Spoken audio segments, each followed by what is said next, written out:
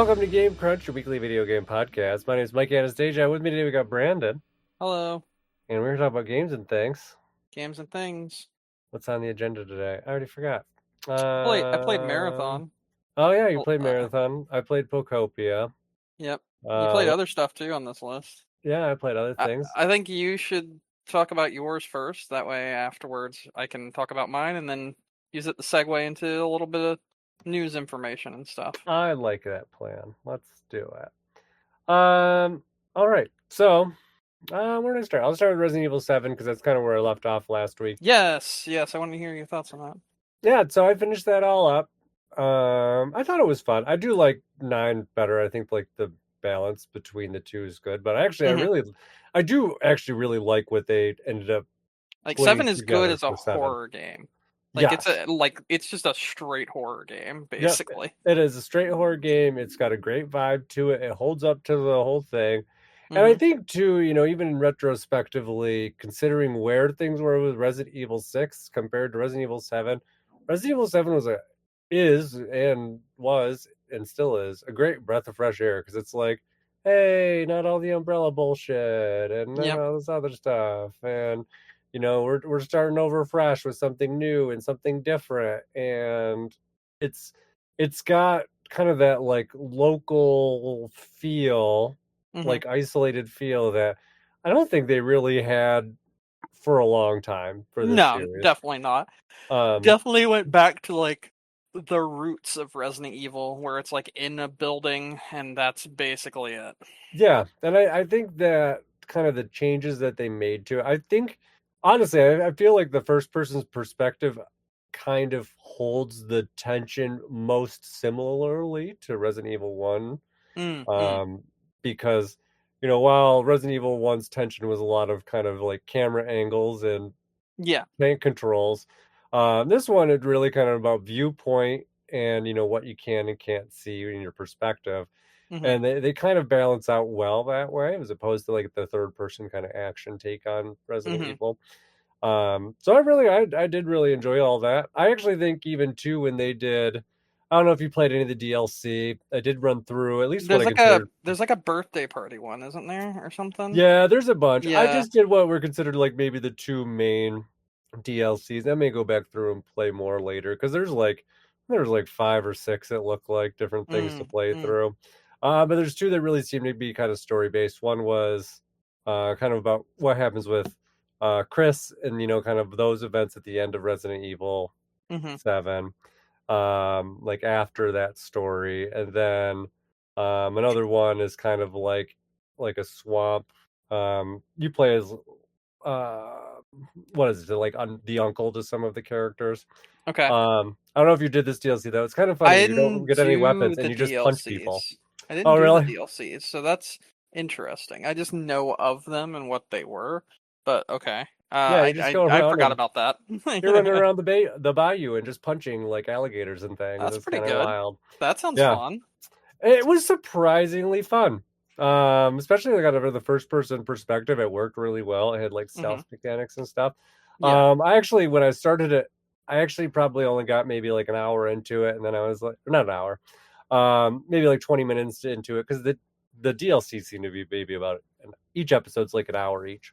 hmm So they're not terribly long to get in and out of. But I'd play that for like 20 minutes, and I was like, I'm Resident Evil'd out. And then I started playing my other games, and I'm like, nope, I need something like a little bit more actiony to drive me through. And I went back and actually ended up um, just finishing the other DLCs, and I was like, okay, well, this was Okay. actually really enjoyable. I'm like, I'm glad I went back to play this one.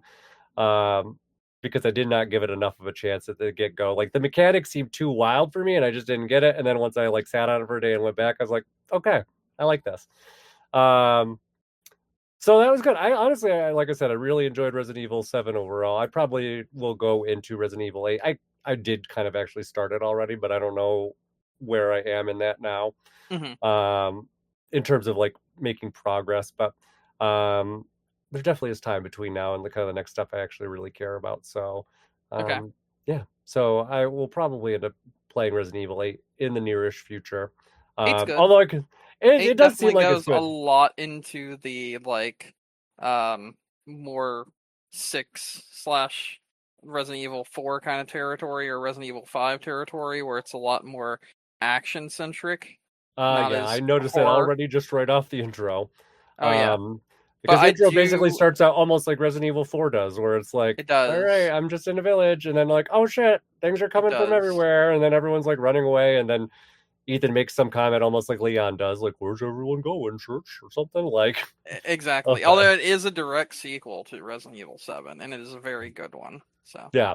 So I probably will go through that. I heard the DLC is actually pretty important to that story too. So Hmm. assuming I'll probably end up in there too. But and at this point, it just feels odd to have played Resident Evil 1 through 7 and 9 and just have skipped 8 arbitrarily for no reason. So Hmm. I feel like I'm obligated to before I move on to any other Resident Evil things. But Hmm.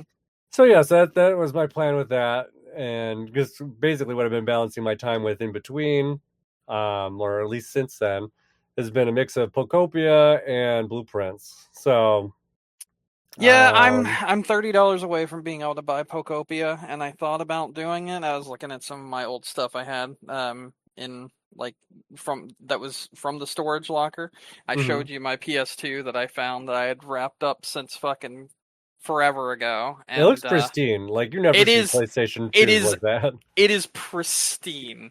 There's like some warpage on the very, very corner in the top left corner, but like otherwise, it is the most perfect PS2 I've ever seen. Yeah, those things never cleaned up well because all the grates and all like the nooks and crannies. Dude, Like I yours looks had it really good. wrapped in so much cellophane. It took like 2 minutes to unwrap all the cellophane from it. Hey, it's worth it. And honestly, those things too, fragile as hell. Like Hmm. they were so unreliable in terms of like playing discs long term. So It has all its feet. It even has the back on it, like the part where you can put the hard drive or the oh or jeez, I the know what you're talking about. yeah, Yeah, yeah, it's there. It's all intact. Like there's nothing missing from it. that's awesome.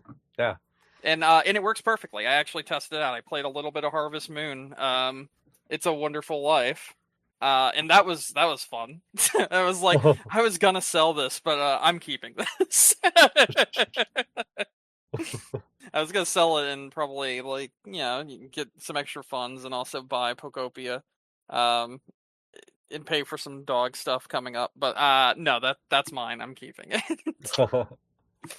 um, but yeah, I mean, I definitely think if you get Pokopia, you will have a lot to enjoy there. It is. It's honestly like it's almost. I almost feel lied to from the previews because there's way, way, way, way, way, way, way too much in this game. Um, not not like they undersold it, or not like they oversold it. They undersold it. Like it's the world sizes in each of the areas I've been to are like fucking massive. Like it just takes forever just to What kind of what like what do you mean exactly by that? which part. Like the world sizes being massive. Like what? Like how so?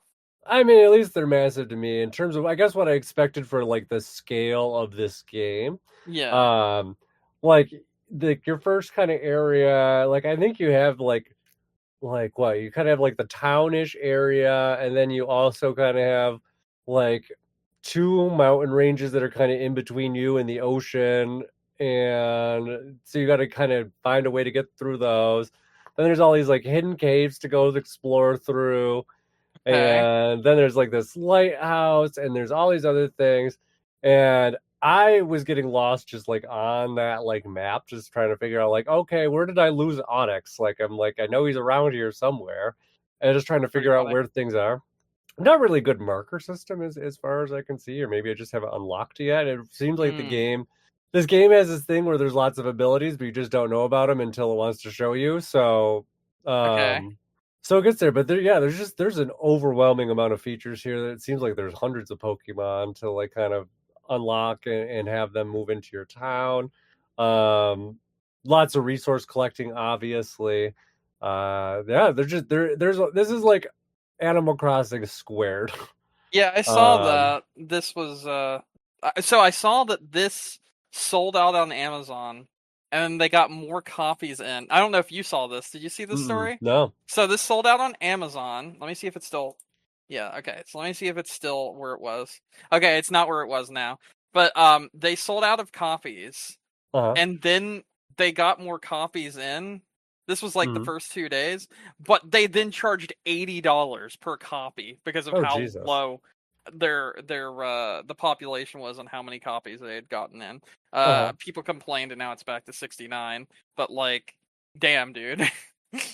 Yeah, well, what happens with Amazon, I don't know if it's the case with this one, but it is a pretty common thing. And what will happen is like Amazon will list like their official stuff for like a MSRP. But once it's sold out, it will just default to like the third party sellers, and third party sellers can do whatever the fuck they want. That's probably what Um, happened then.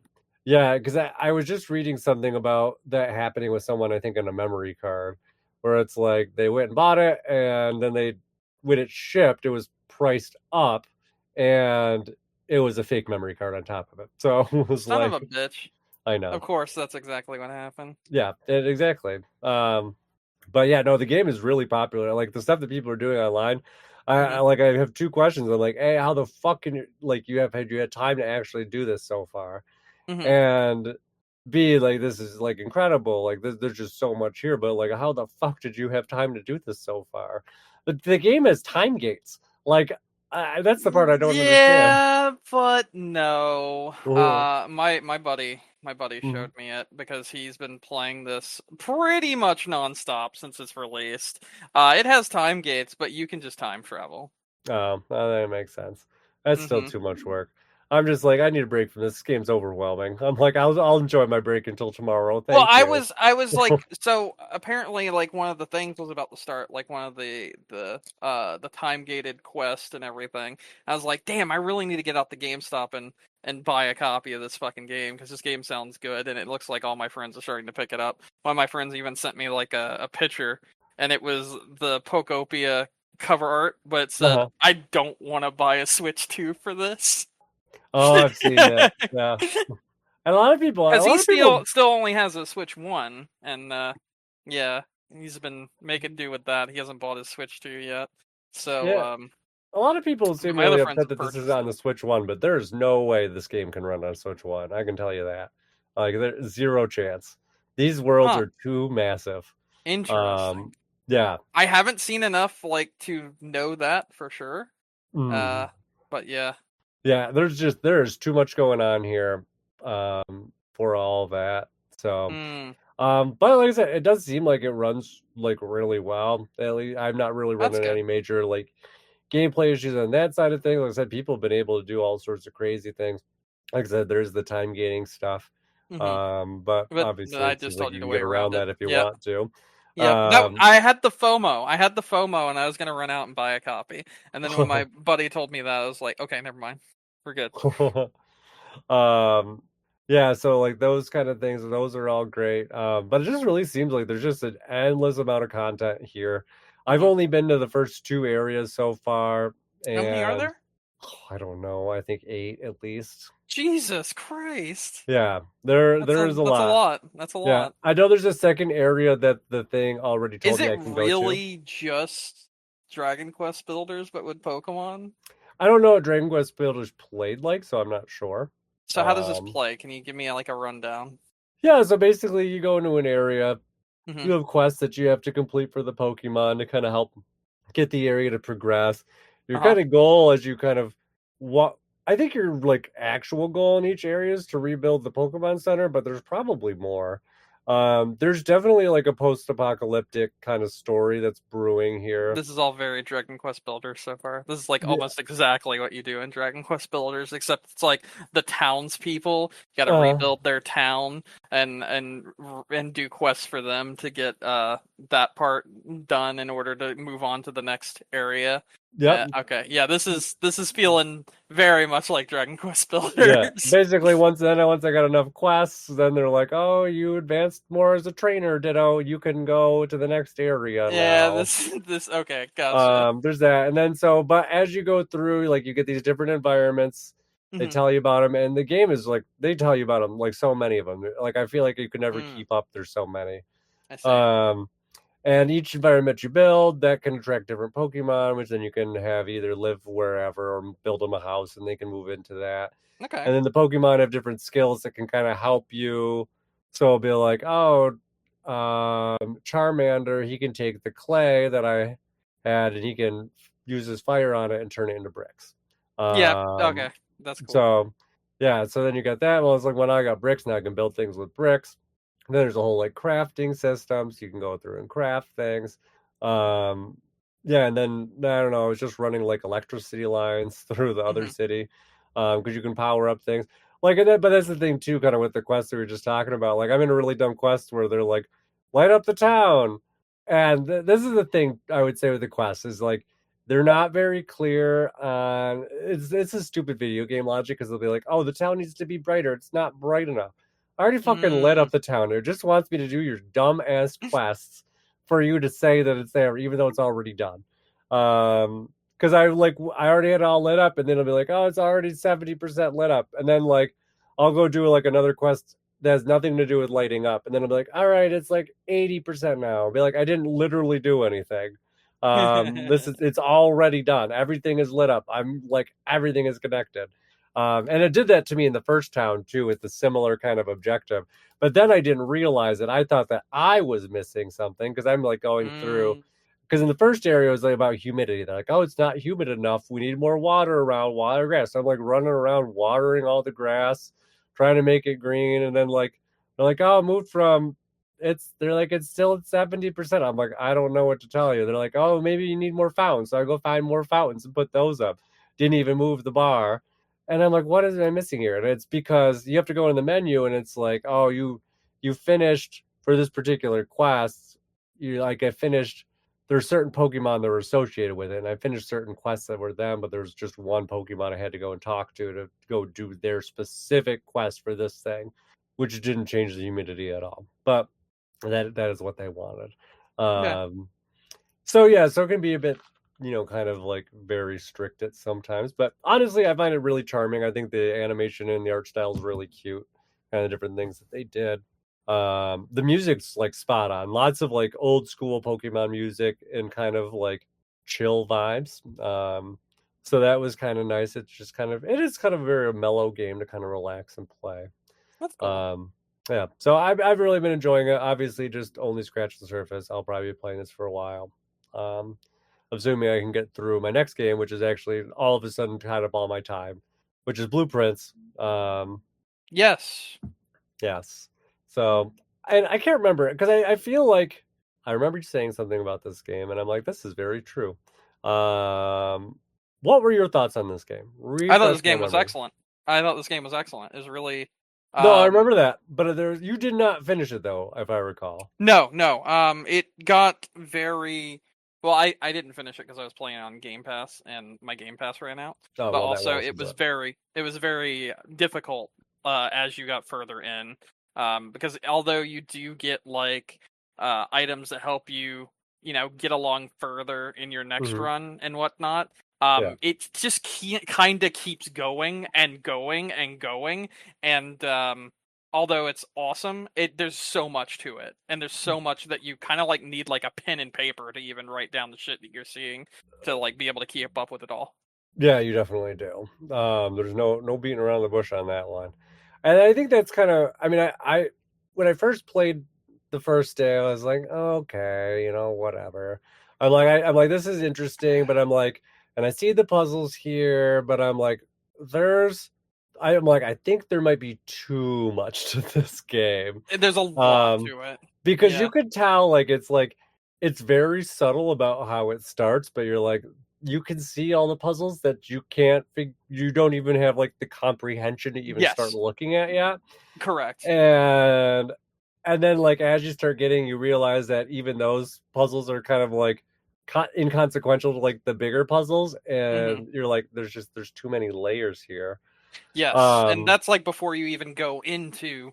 I don't know how far along you are, but there's more to it than what you're already seeing. Yep, and that's even kind of my takeaway so far, with it as well from what I know compared to what I think I don't know. Hmm. So, Yeah, so that's where that is so far. So, but yeah, I mean, as you go through, you unlock new rooms, you unlock new abilities that kind of help you progress. You still have that kind of stuff, but then you kind Mhm. of you get like little hints that kind of help towards other puzzles. But and like I said, every time you get a new puzzle, I feel like you unlock like seven more kind of things that are kind of down there and Absolutely. lots of lore, which isn't a bad thing. Like it definitely, I can tell from the community, there's lots to that they can focus on. And it seems like there's even a pretty robust, end game kind of side of things too. Mhm. Um, but it's been pretty good. I've been really kind of staying away from spoilers. The only stuff I've really been looking up for the game has been like confirmatory things, like the usual. I guess a good example of this would be, um, I had found a new puzzle yesterday. I was Yeah. fairly certain I knew exactly how to solve it. I went and got all the things I needed to solve it. Went through, did what I thought I needed to solve it. It did not Mhm. work. Went through, started a second solution on this puzzle. Did not work. Started a third one, and I was like, "Well, let me check." And so I'm like, "This is where it is. What is it?" And the way I tried to solve it the first time was the correct answer, Mhm. but something I must have done just didn't trigger it for some reason. So I was like, okay, well, good. I'm glad I checked this now because otherwise I would have failed this third time and been like, I don't fucking understand this puzzle, and then been stuck on it for days. Um, but yeah, I mean, that's pretty much what all the only things I've been kind of looking up for. I've been trying to stay out of like spoiler territory about puzzles I have not seen or things I should look for or things like Mhm. that. So, um, it's been going pretty well.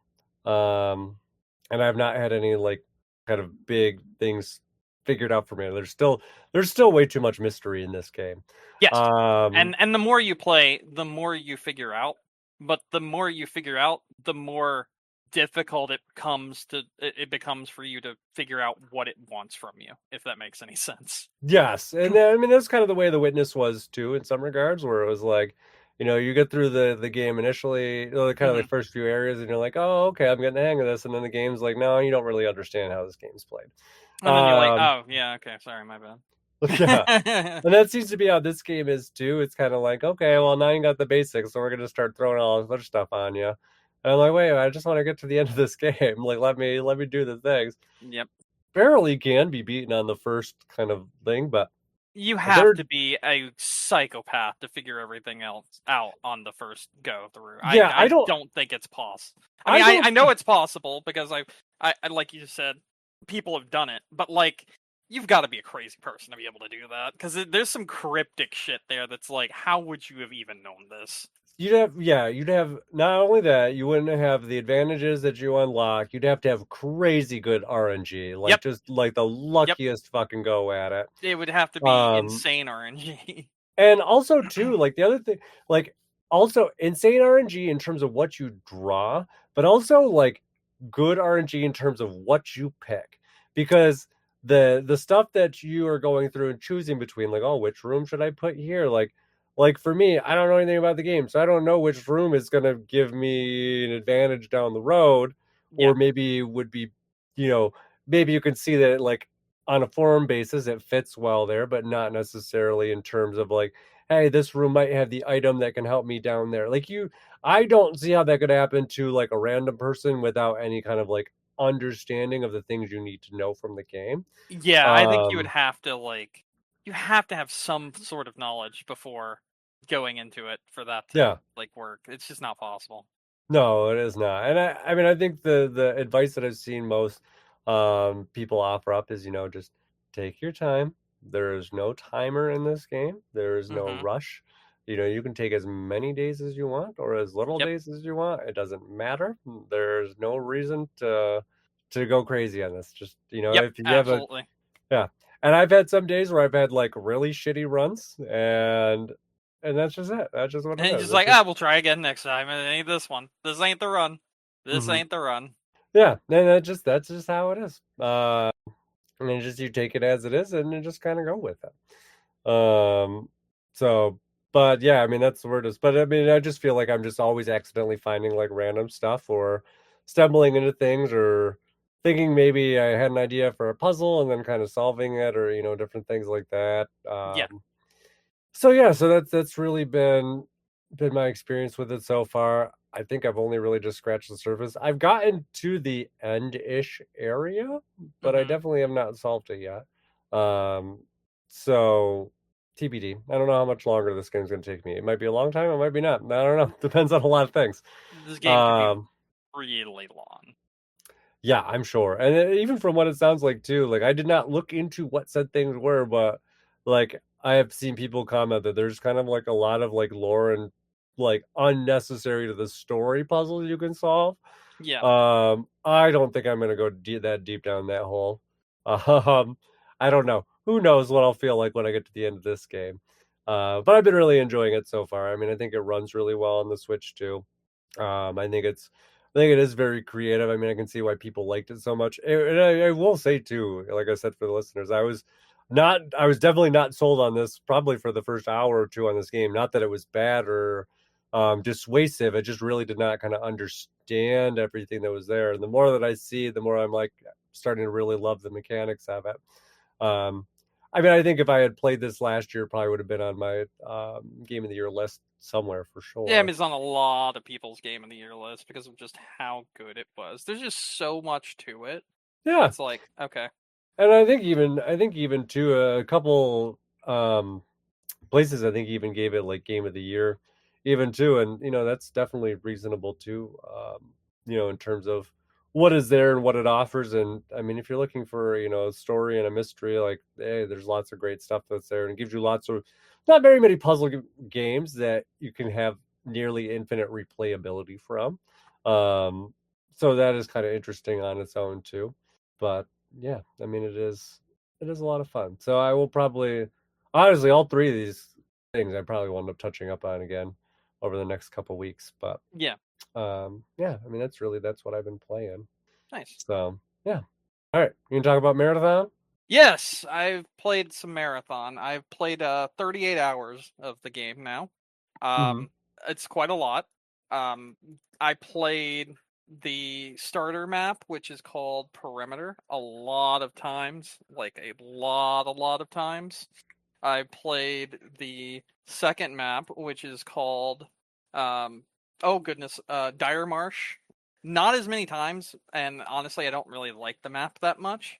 But I've played Outpost so many times, which is a map that just released a few days ago. So the way this has been working so far is they've had set dates and set events that had to be completed to progress a story to unlock more stuff in the game. So it's all kind of a thing that the community is working on doing. Right now, we have seen a event that popped up about 2 days ago, where all the marathon terminals turned on in all of the maps. And if you go to one of them, it will make a noise that comes from the original Marathon series that Bungie originally worked on. That this is a supposed spin-off that had nothing to do with the game, but now we've kind of found out that's not true. Um, and it'll also give you coordinates on where to go to activate another terminal. And as you activate more terminals, it would give you more information. Each one of the terminals that were activated gave you like certain numbers, and once you typed all those numbers into an actual URL link, it gave you like CCTV footage of inside the Marathon ship, which is what was in the original Marathon games and not this game. We are going to make it to space somehow, but right now the entire community is trying to figure out how we do this. That's a lot for an extraction shooter, which leads me to the next thing I want to say. Yeah. I've played Arc Raiders. I've played, Call of Duty's extraction shooter. I've played Tarkov. I believe those are the only three extraction shooters that I have played, aside from Marathon. And I am a Halo guy, and I am obviously biased, but I think the gunplay and the actual gameplay of Marathon is the best out of any extraction shooter that I have played. It speaks to me so much more because it kind of feels like Destiny, mixed with Mm-hmm. Halo. and I like that a lot.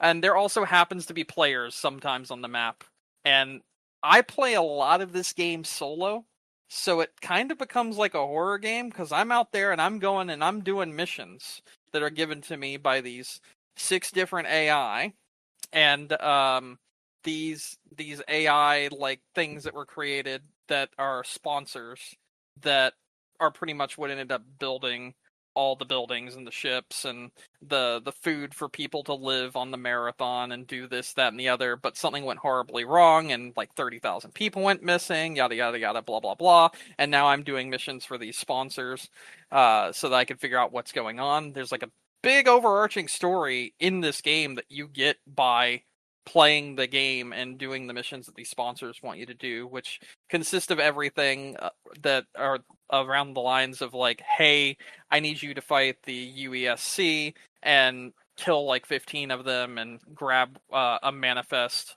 to find out what weapons they're working on creating and that sort of thing. So then you go into like the ship and you have these spawns of NPC enemies spawn in, which are actually very well made. They know how to like flank. They know how to like disguise themselves to look like players and shit. And it's actually kind of crazy how good the AI of the like NPC enemies are.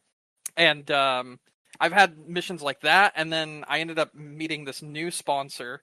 I believe her name is Nova or Noah. No, it's Noah. No, Nana. Nana. Nana is her Okay. name. She is a silkworm who is what created the shells that you play as in this game. Because you're not an actual person, you're a consciousness inside of these shells that were created using these silkworms. And Nana is the like one of the main silkworms that created all the major shells and the AI that's left behind that was continuing to manufacture these shells that you keep respawning in and putting your consciousness inside of every time you die. There's a lot of lore in this extraction shooter. This extraction shooter goes above and beyond like just being a normal extraction shooter. There's so much shit here that it's actually kind of crazy. But that brings me to Nana, who is fucking nuts. All of her Okay. quests have consisted of, hey, I need you to jump off a fucking cliff and nearly kill yourself. I need you to go get stung by these like monster alien things that live on the planet that come out of these cocoons to see what the effects on the shell that I spun for you are. And then it starts getting even more weird where she starts saying, I need you to break into the UASC's like shipping manifest area, and I need you to take this item and I need you to inject it into your veins, and then let's find out what happens. And this character that has appeared is it just seems like she's a psychopath, and she's had us going and like taking items that were being illegally made, like these different concoctions of chemicals being made by the UESC and these different items being made by them, and just kind of injecting it straight into our shell's bloodstream and seeing what happens. And most of the time, it's not good. It's really not good. And yeah, it's been kind of crazy because we're also getting like plot from doing these missions where she teaches us more about the shells, but she talks in this way that sounds like a Dark Souls NPC, and Okay. it's very cryptic and weird, and every time you're doing a mission for her, something just feels off. Hmm. And a lot of people are assuming that she has something to do with where we're going, like how we're getting to space and whatnot, how we're getting onto the original marathon ship, because that's the next level we're going to be able to play. But the community has to figure out how to get there, so everyone's kind of, the people that know about it are working together to figure out how to get to that ship in space, and everyone else is, running around doing these missions, killing each other, doing this, that, and the other. This is very different from like an Arc Raiders sort of thing where everyone was like friendly. No one's friendly in this game. No, no, it's just shoot on sight at pretty much at all times. So when I'm playing this solo, it's like a horror game because I'm sneaking around. I'm trying to do these quests, going from like one side of the map to the other side, grabbing all these items and injecting them into myself, which then actually hinders my ability to play the game because it will do things like have your health or like start ticking away at your shields every few seconds and doing damage to you. So I'm literally like at the mercy of this AI that's making me go around and do this while there are other real players out there that could just blast my ass while I'm doing this stuff and I have to go back and do it again. And it's really tense and it really puts you on edge um doing all this stuff while playing an extraction shooter obviously. The third map, which just came out, which is Outpost, Uh-huh. um, is is like massive, and it's very different from the other two maps. Mhm. It's kind of like a a maze, like the original Marathon game. And the original Marathon game, which was like kind of Doomish, Mhm. kind of it's a corridor shooter, but then as other ones came out, like the trilogy, it became closer and closer to something like Quake, Halo, and so on and so forth and whatnot. And technically, it actually is Halo, but that's neither here nor there. Um, the Outpost map is very industrial and like it's like a big huge like base and area, and they've got like all these like medical wings, and they've got these other places like these underground bunkers and whatnot. But all the other maps, when you're playing them, when it's time to extract, which the timer will tick down to like 20 minutes, and when there's 20 minutes remaining, extraction zones will start popping up, and you just go to the extraction zone, hack it by holding a button, and then you wait like 30 seconds and you can extract with all your items and goods and whatnot. Outpost isn't like that. Outpost tells you to go fuck yourself and solve a Destiny style puzzle. It basically is like, hey, do you have this specific key card that you have to get from this character, or did you find a dead body, or did you kill someone that has this key card? Because that's the only way you're leaving this fucking place. Oh, good. And it's kind of wild what all you have to do while obviously fighting real players and running around on the outpost map. And it will rain fire from the sky, so multiple times it will tell you like there's like fire rain coming down and you need to get into shelter because otherwise you will take damage to your shell that you're using, whichever shell that is. The shells are their player characters, so you have like multiple ones. Like you have a thief one, you have a one that's a vandal, which has like rocket jumps and has like a speed boost where they can like go really fast and run around and not overheat as much and do a lot more acrobatic sort of things. You have one that has like a shield that is like a protector sort of deal. You can also use it to block incoming fire from enemies or players. You have all these different kinds of shells, but the shells again are just bodies that were spun by the Noah and the Sakaguchi sponsorship, which has made all these things that they put people's consciousness inside of. And your shell can take a lot of damage while you're like trying to run past this fire that's raining down on you. And these are like the high level areas. The outpost map is the highest level area you can play in right now. There are other things like you can solve puzzles to get into the pinwheel area, which is like a ship that has like all these NPC AI that will just attack you and just blow the shit out of you. They'll flank you. They'll have more incoming. They'll like spawn in from above. They'll come in from below. They'll come in from all these other places, and you have to like fight them and defeat them while also dealing with real players and defeating those real players at the same time, and then like take the items that those enemies drop and then be able to use those to extract. And it's really crazy what all you have to do in outposts just to be able to leave the fucking outpost and actually exit the map and survive. Yeah. However, you can also However. just be an asshole like me.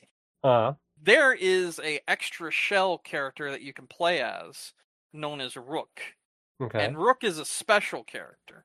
If Hmm. I select solo as a shell like Vandal or Thief or Berserk or whatever, it's like those kind of shells, whatever. If I select a shell as those, I'm gonna go in at the 30-minute mark, and I'm gonna have my shields, my guns, all that stuff that I brought in with me.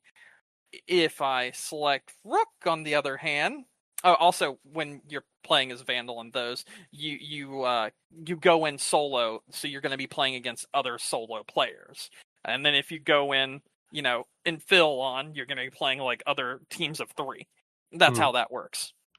But if you select Rook, all of that is thrown out the fucking window. Okay. Essentially, how Rook works is as you're unlocking items from the other companies that I was just telling you about, and like leveling up your character, your skill tree, and all that stuff overall, you also get these little things down at the bottom that say like, your Rook will start with uh, uncommon weapons. Your Rook will start with blue shields. Your Rook will start with yada yada yada, blah blah blah, and that's as you get higher and higher levels in your other classes, which starts your Rook off with better and better gear.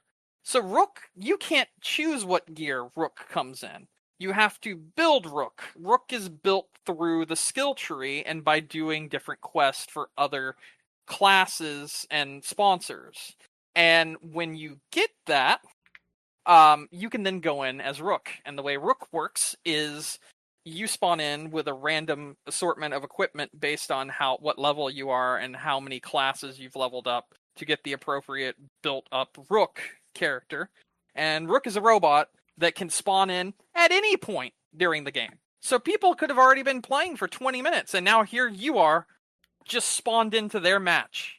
And your goal? Kill them all and take all of their shit. That is your Hmm. only goal. You, as a Rook, can like start the game when there's 9 minutes remaining in someone else's game.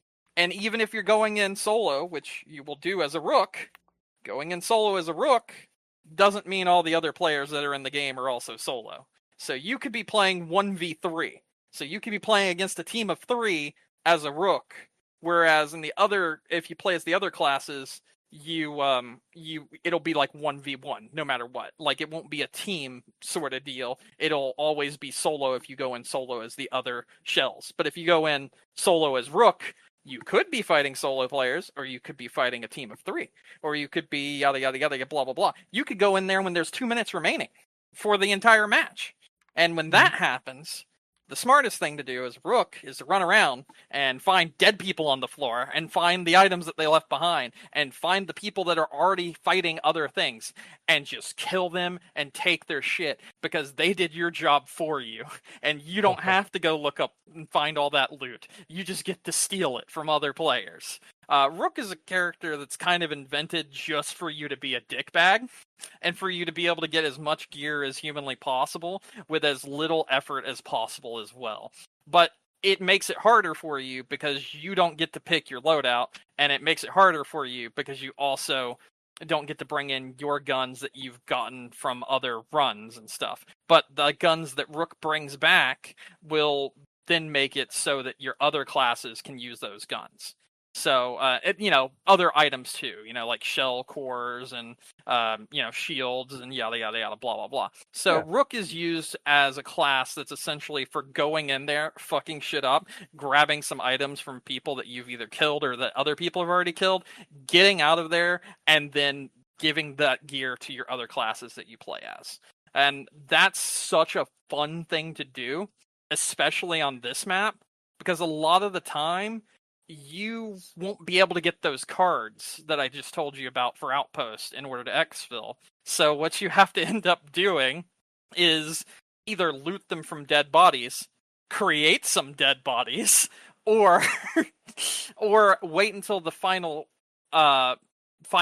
like 30 seconds. When you get to the final 30 seconds, there will be one exit that spawns in the center of the map that you then have to sprint to in order to escape. It doesn't require any cards to exit, but everyone else is also trying to get there at the same time.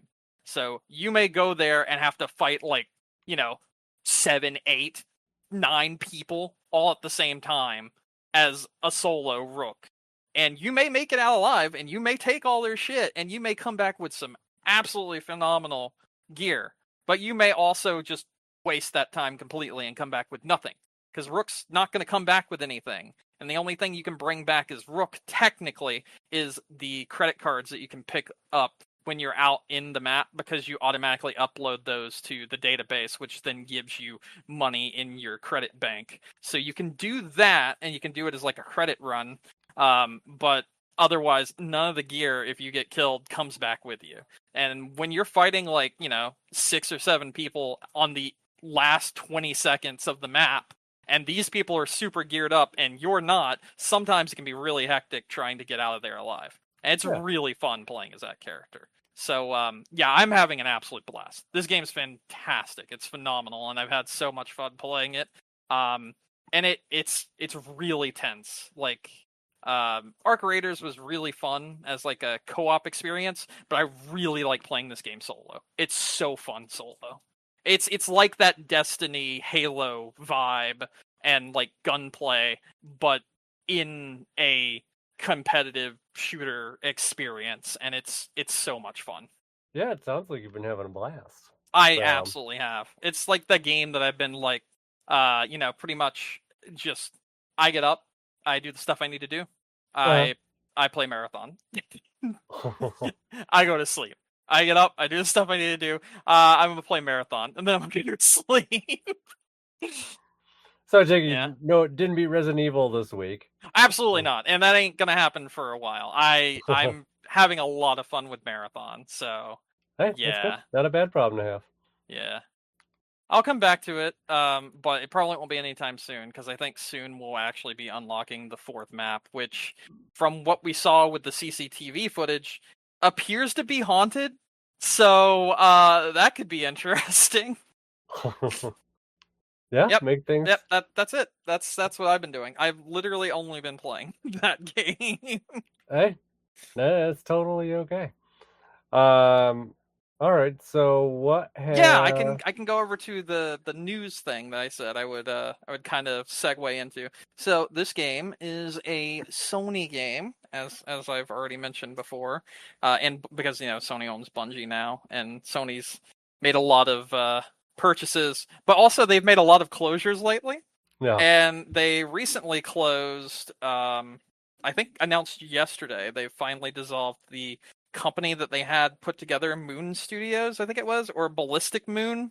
I think that was what it was. Ballistic Moon, which came together just to remake the Until Dawn game, which was done specifically because they were releasing a half-assed movie to go alongside it that didn't have anything to do with the fucking game. So it was like, okay, yeah, that was smart.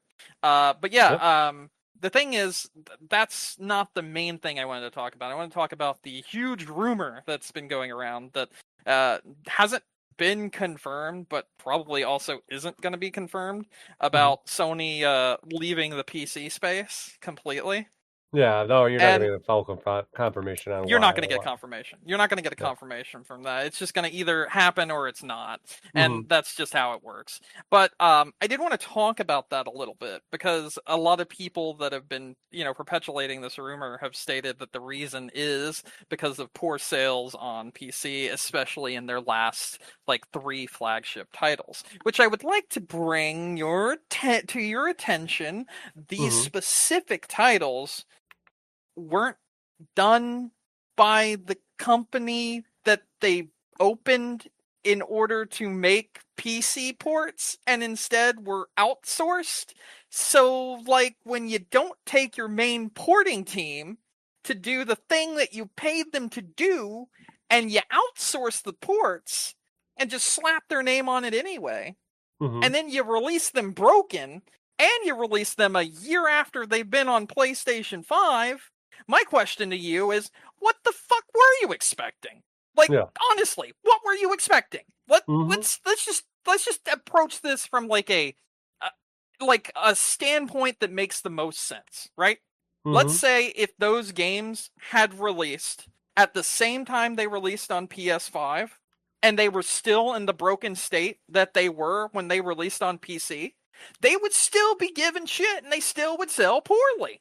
Yeah. because Sony didn't put in the effort with their porting job, even though they opened an entire team specifically to do that. So what were they expecting to get back out of that?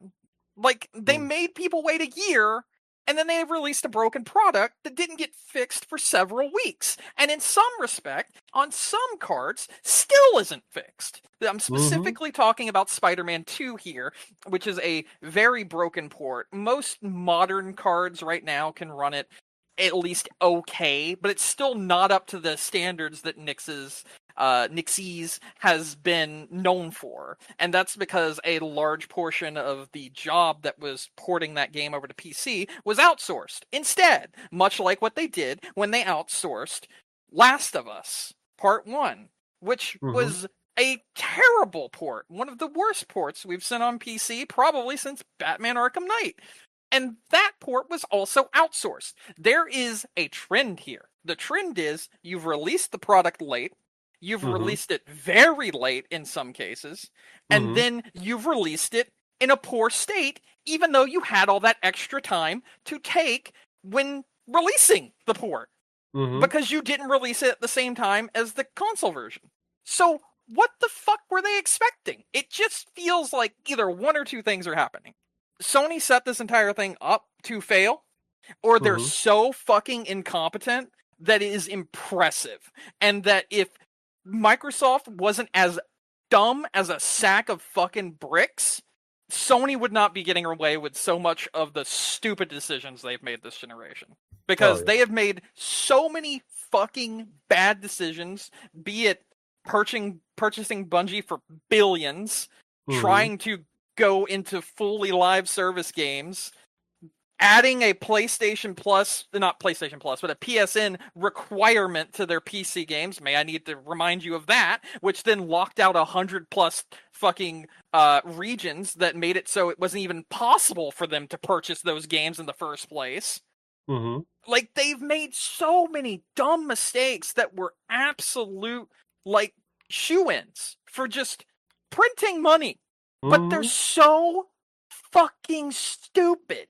And then I want to bring into your eyes that we've got the rumor of Sony being done with PC gaming, and the very next day after that rumor comes out, Sony releases a PC specific DualSense 5 controller. I shit you not. They put out the information as to how this is going to be better for like a PC controller and everything, and this is a controller specifically made from the ground up with the idea of being for PlayStation games on PC. And this comes out the day after the announcement from all the rumors that they're leaving PC. So the question that I have is, with them having a PC speaker system coming, a PC Mhm. monitor with a controller adapter, a PC specific controller, and we even have Death Stranding 2 coming out in like 6 days, Mhm. where'd this rumor come from? Like, legitimately, where did this rumor come from? Because I know there's the rumor that they are leaving the PC market, but it really doesn't fucking look like it. And you don't invest that much money into a fucking monitor. You don't invest that much money into a speaker system. You don't invest that much money into ports like Death Stranding 2. You don't invest that much money into things like a new controller built for the ground up for PC specifically, if you're just going to leave the market, because you're losing so much fucking money. Because why would they buy it if there's nothing to play using these items, because you've left the market? And so there isn't more return on this investment coming back to you. And the actual amount that you would have to invest to build something like a 4K 120 hertz computer monitor is a pretty decent amount. And then with the price, and then the price of parts and all that, it doesn't make any sense. I don't know if this rumor is true. I'm not 100% sure that it is. And I think this is a thing that people have jumped on the bandwagon of being like, "Oh yeah, it's true," way too fast, with the amount of things that we've seen that are PC centric that Sony has announced since this rumor. And it doesn't make any sense. But also, if it is true, Sony cut their face off to spite their nose. essentially, because they fucked up their launch for PC gaming in spectacular ways. Hmm. And then instead of being smart and doing what Microsoft did, which was bring people to the PlayStation platform via making their own launcher, which would make it so that the games that are bought on the PlayStation launcher would be going straight to Sony and would be money in their pockets. And it will also get people into their ecosystem, but they would still be able to play those games on PC. Instead of doing that, they just potentially wash their hands with billions of dollars because they just made like fucking, I think it was $6 or $7 billion off of all of the things that they've ported to PC so far, which is a pretty hefty sum to be like, we don't need that. Yeah. Especially when you take into account like PlayStation 6 has been delayed now. It ain't coming anytime soon because of the RAM shortage and all that shit that's going on. Mm-mm. You know, you aren't going to have new consoles out in the future. Console prices are only going to go up as stock and parts to make these consoles go down as more fucking AI data centers get built, taking all the parts and shit that people need instead. So what are we doing here? It doesn't make any sense. When you think about this logically, none of this makes any sense. Like, it feels like this rumor was latched onto as a hopeful rumor by like PlayStation fanboys that absolutely just want Sony to leave PC because they see it as some form of fucking competition for their little box that they've invested so much of their time and personality into, and it doesn't financially make any sense for them to do so. No. So, yeah. I don't know. I just wanted to rant about that and I guess like throw my 2 cents out there because when you think about it logically, it doesn't make sense. It really doesn't. No, it does not. I mean, I could see. I mean, I think. I mean, the rumor specifically, and I already forgot if you mentioned it. You know, The Forbes, no, not the Forbes, the Bloomberg one that basically stated they were unhappy with the return on investment from the last like few major releases, which I did mention. Those last few major releases were all fucking broken. So yeah, of course you're going to be unhappy with the return on investment. You didn't put the effort in this time. That's why yeah. you didn't get your money back, and plus you essentially banned 100 different regions from even giving you money because of your dumbass choices you've made in the past. So, like, yeah, maybe they were unhappy with their return on investment, but they literally shot themselves in the dick repeatedly and made it so they wouldn't get a return on investment. So either they're really fucking incompetent or this is all bullshit. It could be anything. Who knows with that? It really could. um, was it? But yeah, I mean, the more rumors specifically though was that it was going to be um the Live service single games. player Yeah. games would Yeah, be the the single ones that player would be games. not brought over any Yeah, further. that just seems stupid. Like, why? Because, like, okay, like, all right, let me also give you this, right? Yeah. Hmm. Single player titles tend to be the ones that get put onto the shelves of GameStops and other gaming stores the quickest because people Hmm. get done with them and they either get put up on eBay or GameStop or Amazon or what have you. And that sale money is not going back to Sony when someone buys that copy. That Yeah. copy, its money has already been made and they're not making more money from it. You know Hmm. what money they would still make? Digital sales. They would make still money off of any digital sale because you can't resell your digital copies of games. Yeah. So, like, it again doesn't make sense because that's just being like leaving money on the table yet again, especially when you already have a studio that you invested a ton of money into specifically to make PC ports. So, if you're just going to be like, yeah, now you're just working on live service titles or we're just gonna scrap you completely, well then you lost the money on investing into that company. So like why the fuck did you do it in the first place? You just again cost yourself more money. And it doesn't make any sense because single player titles are going to be the ones that show up on PlayStation, like extra, or are going to be the ones that show because like I mean, I think it was like not even 12 months after you had like Horizon Forbidden West showing up on PlayStation Extra on PS5. So like, what are we doing? It doesn't make a lot of sense. You're not making any more money from that game past the initial point of sale, but you're going to continue making money after the initial point of sale from it when it's sold digitally onto like PC storefronts. So again, it just doesn't make any sense as to why they would do this unless they're stupid. Yeah, I don't have any answer for that. I mean, my guess is they just did not feel like there were certain single player games that made it worthwhile for the porting costs. Like the return investment was not there for those titles. Well, maybe they shouldn't have But fucked up their last two. I Like know, well, that doesn't maybe they help. shouldn't have, you know? But the live service games though, that offers them a lot because then they can inflate those user numbers without having to, while still being able to be like, hey, we support PC. Yeah, See. that works so well for Helldivers too. Oh, that works so well for that. They're Mhm. at like 21K players now, period, across all three platforms because Sony fucked them in the ass, and now they're like, oh no, where did our investment go? Because Sony's fucking brain dead. They are Mhm. literally brain dead when it comes to actually running a business. Be interesting to see how things shape up with next generation. Because I still find it very difficult to see how. All right, but can Um, we at least agree the PS5 has been one of the worst PlayStation generations they have ever created? oh yeah, Like easily. it easily. Like it's not even a contest. No, it's Like horrible. it's just full of remakes. So like I Hmm. guess that's another thing to point out. Like yeah, you could point to oh, but we got Last of Us Part 2 also put on PC and that was a good port. Yeah, but no one gave a shit. It was a remake of a game that many people found divisive to begin with. Hmm. Yeah.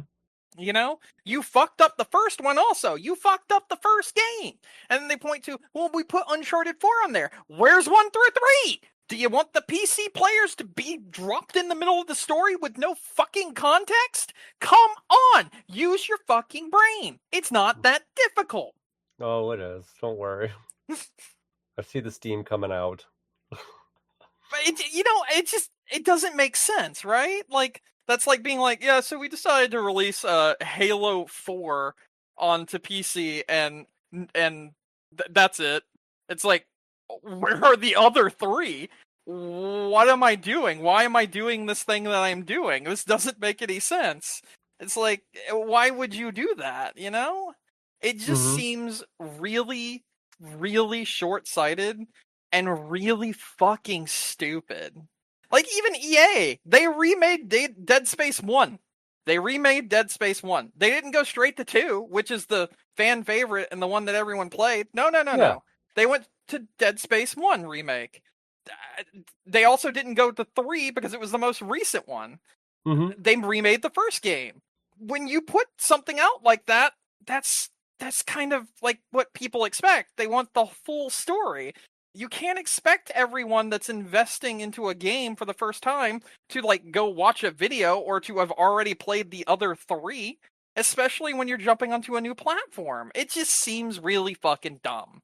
Like it makes sense in some cases with like let's go with a Rift in Time. A Rift in Time is kind of like a little soft reboot, essentially, to the franchise. So Rift in Time on PC, you're not really missing much if you just play a Rift in Time. So like that one makes sense. That one's okay, you know. But Hmm. when you drop something like Uncharted 4, or I think it was Uncharted 4 in that spin-off game, or bundled together, what the fuck are you doing? We're 3 games deep, and you want us to just guess what's going on? Some people haven't played those other games or even Yeah. know about them, and you're trying to introduce it to a new like group of people by starting at the 4th in the series? You're fucking stupid. Like it's so Yeah. dumb. It's so dumb. Yeah. That's how those things work. That's what they do. Yeah, they don't care. They're Um, not smart. They're so stupid. well, I mean, their But you know thinking what? might be like, The one thing they aren't going to point out is that their port of Stellar Blade sold more on PC than it did on on PS5. They're not oh, going to really? point that out. They're not going to point that out because that would ruin the entire fucking conversation. No, no, let's point to the horrible Horizon Zero Dawn remaster that I bet you forgot released 6 months ago. Or the Horizon Adventures Lego game that I bet you forgot released 8 months ago. You know, or The Last of Us Part 2 Remastered, which is a remaster that felt like it shouldn't have even existed in the first place, and it was already for a game that was very divisive. Like, let's point to those games, right? Let's not point to, Ghost of Tsushima, which did really well, the original Horizon Zero Dawn, which did really well, Spider-Man 1, which did really well. Let's point to the Legacy of Thieves collection, which involves Uncharted 4 and Uncharted The Lost Legacy. Let's drop you right in the third act of a story and expect you to fucking figure it out. Come I mean, on, maybe they Sony. were hoping that people were just gonna like be like, "Oh, I want to see what happened. Let me go play the old games on a PlayStation." Yeah, they probably were, and that was fucking stupid. I can't disagree with that. So Like, I don't know, cannot man. disagree. Like, they saw that, like, Helldivers 2 did really well. Then they decided to shit all over it. Yeah, I don't care about that. So they just want what they can get, and But that's they all. want money, and they're doing everything to not make it. It just doesn't make sense. I don't know. Maybe those ports cost way more than we expected. Mm-hmm. It And they're really. All right, so let's say you're right, right? uh Let's say you're right, and the head of PlayStation lied, who said it barely cost anything to put out any of those ports. Let's just humor that for a second, right? okay. Yeah. Even if that was the case, right? Mm-hmm.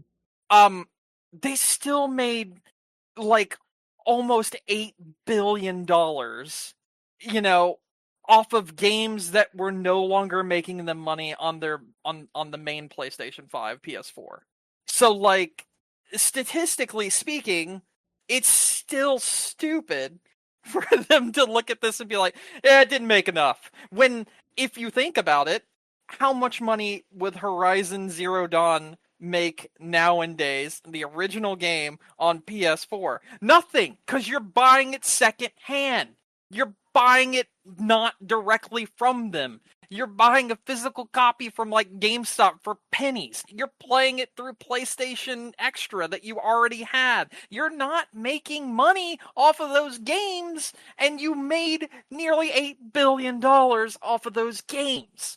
So what the fuck? Why would you want to lose $8 billion? It doesn't make any sense, because I can guarantee you it doesn't cost billions to make one fucking port. Probably, if we want to be like realistic, maybe like I don't even want to like you know what? I'm gonna humor you. And I know this isn't even the correct amount, but let's say like 100,000 per port, right? Let's Mm-hmm. let's say that. That's how much it costs to make one port, which it doesn't. But let's just say that that's how much it costs, right? Okay. I'm gonna pull up numbers real quick because that's what I do. Right? So just Mm-hmm. just give me a second. Right? So, we're gonna look at one port. Right? We're gonna look at The Last of Us Part 2 Remastered, which didn't do well. Apparently, it just didn't do that well. Right? We're Mm-hmm. gonna look at the overall estimated revenue. Right? On PC, specifically on PC, only on Steam, it is estimated to have sold 1 million units. You know, that's not Okay. that much. That's not that Mm-hmm. much, obviously. That's not what Sony wants. But if we take away the 30% from that 1 million units at the game being sold for $50, you still make about, I'm trying to calculate it exactly. Oh, let's say on the low end, they still made about $15 million off of just that. Yeah, I mean that's still reasonable. So I don't know. I mean, obviously there's something else that they're worried about. Maybe they think they're losing money on other things. Um like accessories or add-ons or You have the I best mean, not to controller. mention too, You're they're losing sitting like at the best place in the entire like industry right now. You have record profits. I don't understand how any of this can be seen as that. Like, oh, okay, like let me look at another one. So like mm-hmm, 1.2 million for Ragnarok, right? mm-hmm, On on the low end, that's still about $30 million that they made for that game. It's a lot higher than the other one because the other one was at 50 and this one's at 70. 60, sorry. So that's still on the low end 30 million that they made from that game. I don't know about you, but an extra 45 million for investing 100,000 potentially is I mean, at that's not that 100,000, bad. That's not, 100,000, I feel like is a very low estimate, though. By the way, so they've already got the team created, right? You listening? They've already got the team created. The yeah. team's already on the payroll. It's already being paid. It's already in the place that it needs to be. Now, they're not charging them specifically per port. They're like they have a salary. That should be the way that it should work. Well, it is, but I'm just saying, like I can $100,000 salary is not a lot of money. No, you're right. You're right. And a lot of companies that port things get paid fucking pennies. That's why I was fucking that's why I was estimating like 100,000. Okay. Even if You think about it though. It's even like, if you made like 200, 300, 400,000, they still made 30 million off one of the titles. yeah, but like, how many people are on this team? That's a great question. How many people work at Nix's? 80. 80. So let's Yes. just say, and maybe we can lowball it. Let's say they worked on this game for a year, and the average salary was $60,000, which that I feel like is very ridiculously low. So 80 times 60. Salaries of Nixies range from approximately 24K to 72K per year. So, I mean, I may have been generous. 24K though. That's not. That's got to be like the person who answers the phone, and I don't even think that's practical.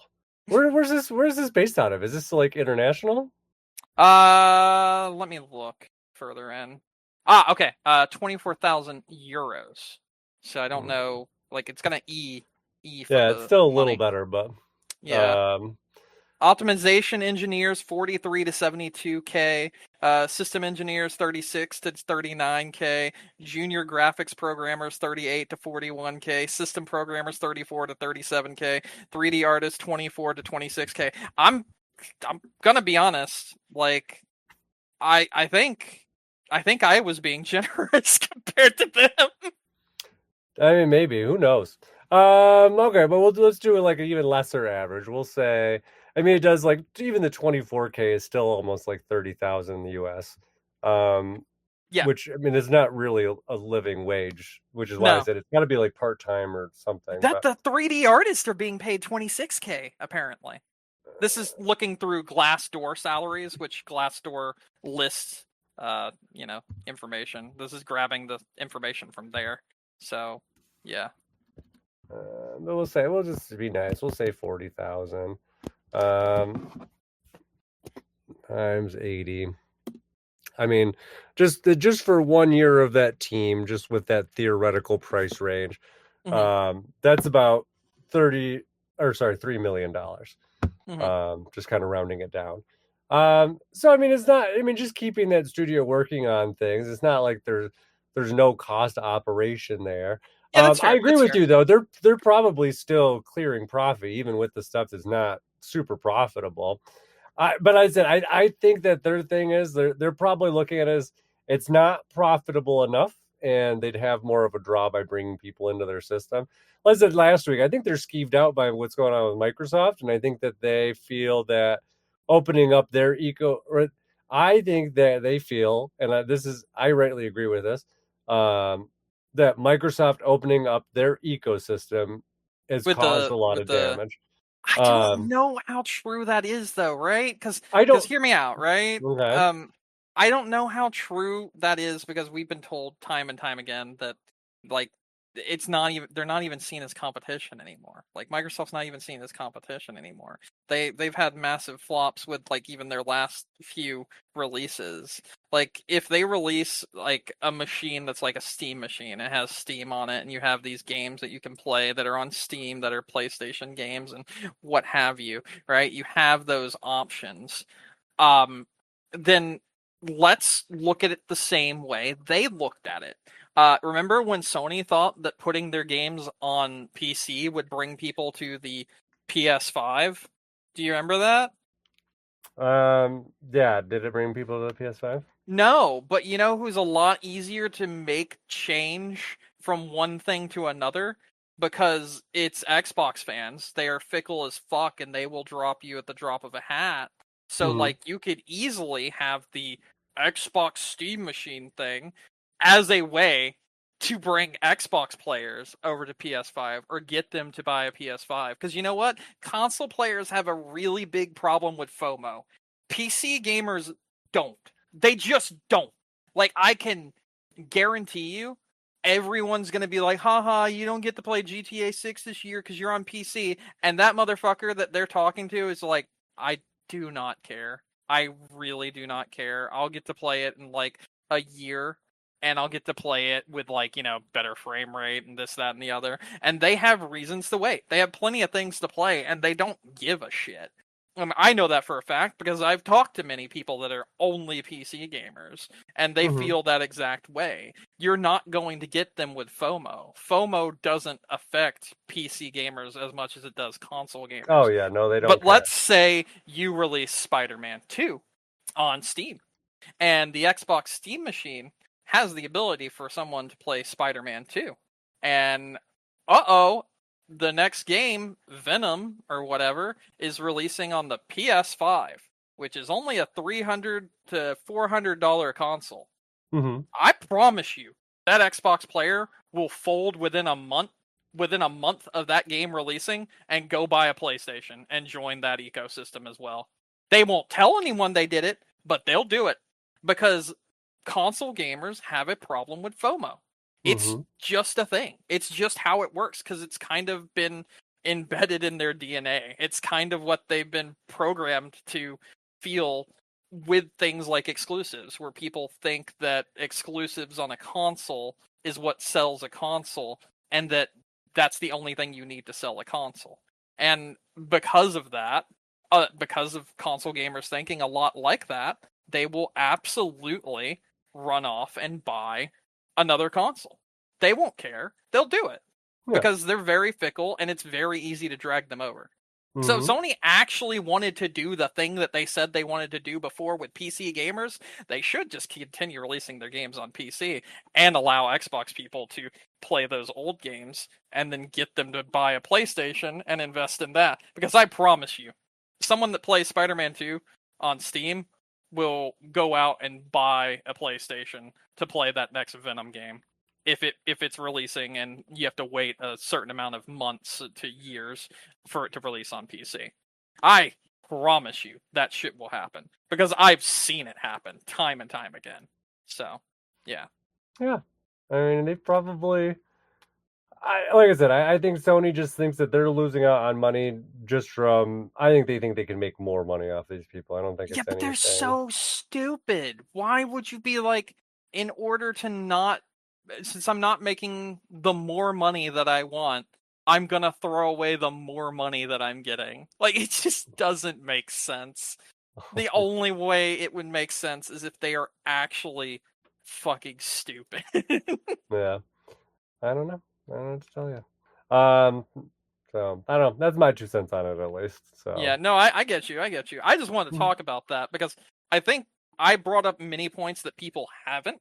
Because a Mm-hmm. lot of people seem to be thinking about this from like a, either a console gamer standpoint or a specifically like PC gamer standpoint. And I'm kind of thinking of it from like both, Mm-hmm. in a way here. Because like, even if you were to be like, okay, well, we need to bring them back to the console, it's just not going to work with PC gamers. And they know that now. They tried it for 6 years. It's not going to work. But Mm-hmm. it will work with other console gamers. So I Yeah. don't know. I do not know I either. just I just don't know. Like, I'm gonna tell you right now, I'm a PC gamer, but I also play on console, and I What? have a large amount of FOMO right now with Pokopia. I really want to play that fucking game. I thought about going out and buying it today. So It yeah, is real good. I know, and I'm very jealous.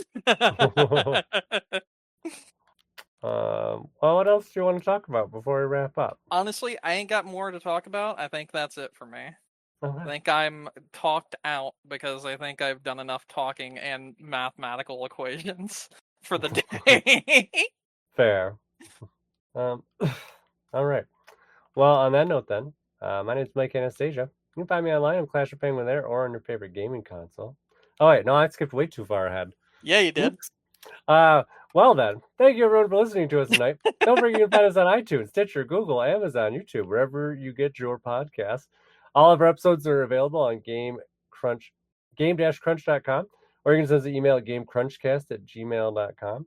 Hmm. Brandon, Hey. any final thoughts? Yeah, I'm probably going to be streaming Marathon quite a bit on my Twitch, which is twitch.tv Mm-hmm. / Kagato Asuka, KAGATOASUKA. Pop in and see that the game is actually good and stop listening to the internet that keeps telling you it's fucking dead on arrival in Concord 3.0. They're dumbasses and they get all their opinions from YouTubers and actually haven't experienced anything themselves because they've been programmed to like everything that people think is popular and hate anything that isn't. There you go. There you go. All right. Well, on that note, my name is Mike Anastasia. You can find me online. I'm Clash of Penguin there or on your favorite gaming console. And until next week, game on. Game on.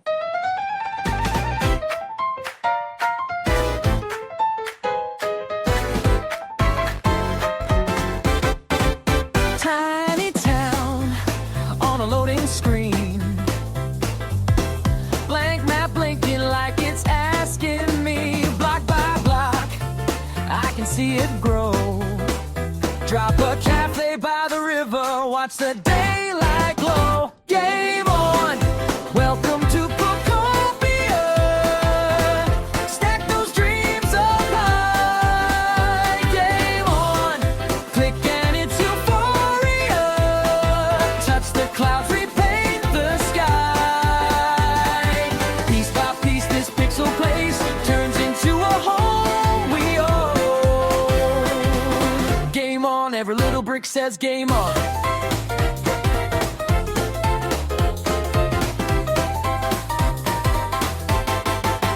Side quest, helping out my friends. Planning parks on the cul-de-sacs and bends. Trading plans for a seaside beer. Suddenly this quiet corner feels like atmosphere. Game on, welcome to Pokopia. Stack those dreams up high. Game on, click and it's euphoria. Touch the clouds, repaint the sky. Piece by piece, this pixel place turns into a home we own. Game on, every little brick says game on. Save point glowing, but I keep going. New day, new shape, new lane flowing. If it falls down, I just respawn. Build it better, hard respawn. Game on, welcome to Pokopia. Stack those dreams up high. Game on, click and it's euphoria. Touch the clouds, repaint the sky. Piece by piece, this pixel place turns into a home we own. Game on, every little brick says game on. Game on, every little heart says game on.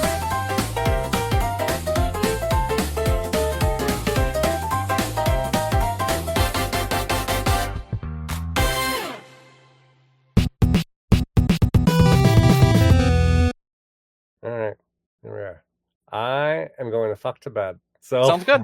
Sorry for keeping you I'm so not long. That Chad. rant went on a bit long. My bad. I know, it's no Go worries. get some rest.